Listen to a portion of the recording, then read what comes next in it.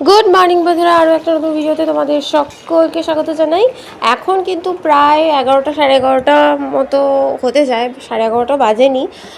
তো আমি কিন্তু এখানে একেবারে ডাইরেক্ট রান্না করতে চলে এসেছি। আজকে সকাল থেকে একটু ব্যস্ত ছিলাম, এত ঝাঁকে ঝাঁকে বৃষ্টি আসছে, একবার করে আসছে একবার করে শেষ হচ্ছে। মানে এই করতে করতে বারবার জামা কাপড় দিচ্ছি তুলছি রান্না করছি, এই করতে করতে না আজকে অনেকটা দেরি হয়ে গেছিলো। তো আজকে কিন্তু আমি এখানে অনেক দিন মানে মাছের ঝোল পাতলা করে খাই না, তো সেই ক্ষেত্রে আজকে কিন্তু এখানে আমি একটু রুই মাছ এনেছিলাম। ওই গাজর বিনস আলু দিয়ে একটু আদা জিরে বাটা দিয়ে একটু ঝোল করছি পাতলা করে। তো এখানে কিন্তু আমি গরম জল ব্যবহার করছি রান্নায়।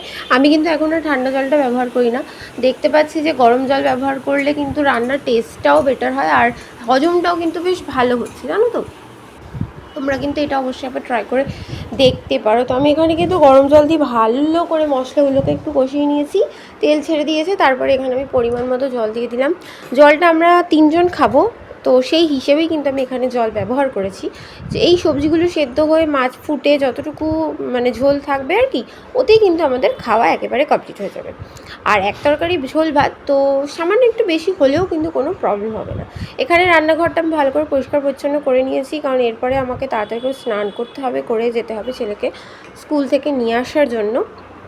ছেলে স্কুলে গেছে বলেই কিন্তু আমি সকালবেলা এই যে মানে সপ্তাহের যে 5টা দিন কিন্তু আমি খুব ভালোভাবে নিজের কাজ করতে পারি।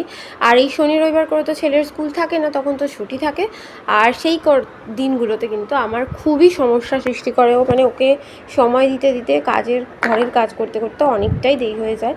তো আমি কিন্তু এখানে স্নান টান সেরে একেবারে রেডি হয়ে নিলাম, একেবারে জামাটাই পরে নিয়েছি। আর আজকে একটু শ্যাম্পু করেছি, অনেক দিন ধরে শ্যাম্পু করা হচ্ছিল না। আজকে বৃহস্পতিবার, তাই ভাবলাম মাথাটা একটু ধুয়েই নিই। তো হাই স্পিডের ফ্যানটা চালিয়েছি। ওয়েদারটা বললাম না ভীষণই বাজে, এক ফোঁটাও রোদ ওঠেনি, আর সকাল থেকে বৃষ্টি হচ্ছে, তো চুল তো শুকাবেই না। আর ভেজা চুল, এমনিতেই তো চুল উঠছে প্রচণ্ড পরিমাণে, তার মধ্যে চুল না শুকোলে তো আরোই সমস্যা। দেখতেই পাচ্ছ আবার কিন্তু বৃষ্টি থেমেছে, আর এখন কিন্তু ঘড়িতে 11:30 বাজে। আমি কিন্তু দৌড়ে বেরোবো, এই যে জামাকাপড় কটা দিচ্ছি, জামাকাপড় কটা দিয়ে নিয়েই কিন্তু দৌড়ে আমি যাবো ছেলেকে আনতে।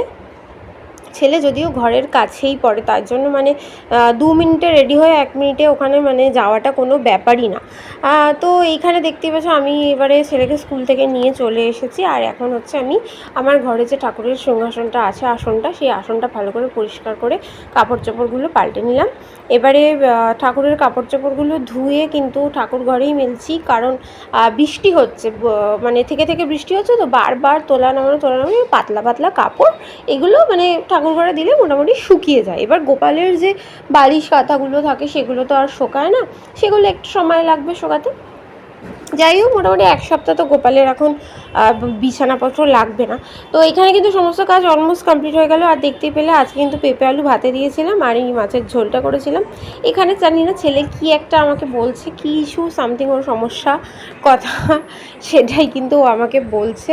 তো আমি সেটাই আর কি মন দিয়ে শুনছি যে ও কী বলছে আমাকে।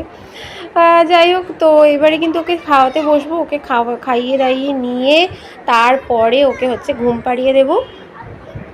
আর আমি খাবো হচ্ছে, ওর বাবা কাজে আছে, তোর বাবার কাছ থেকে আসলে তারপর একসাথে দুজনে বসে শান্তি করে খাবো।